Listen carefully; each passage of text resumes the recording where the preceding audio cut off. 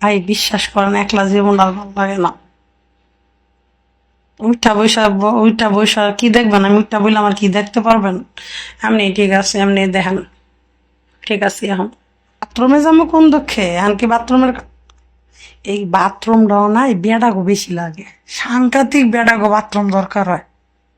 এমনিতেই এমনিতেই এইটা কোনো কথা লেখলেন মুরব্বী? জৈবনের জ্বালা দুনিয়াতে কোনো কারণ নাই। এই জ্বালাই তো মানুষ পাগল হয়ে বাড়ি ঘর বেচ চালাইছে, বাড়ি ঘর ছাইরা দিন দুনিয়াতে যাইতেছে গা, বাপ মা ছাইরা যেতেছে গে জৈবনের জ্বালা। এটা কোনো কথা কইলেন আপনি? যেই মানুষের ভিতরে জৈবনের জ্বালা নাই, এর ভিতরে তো কিছুই নাই কা। হে তো ওই যে তালি বাজায় না, ঠাস ঠাস করে তালি বাজায় যে টিয়া উঠায়, সেই টাইপের হয়ে যাবো গা। হ্যাঁ গো, আবার এই জ্বালা নাই।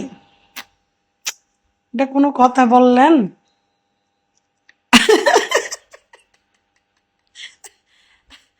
আহ, জৈবনের আবার জ্বালা নাই কোন মানুষের?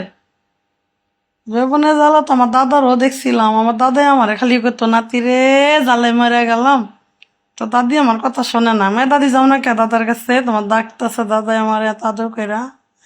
ভাই আজকে আমার মনে অনেক উতাল পাতাল ইমরান ভাইয়া।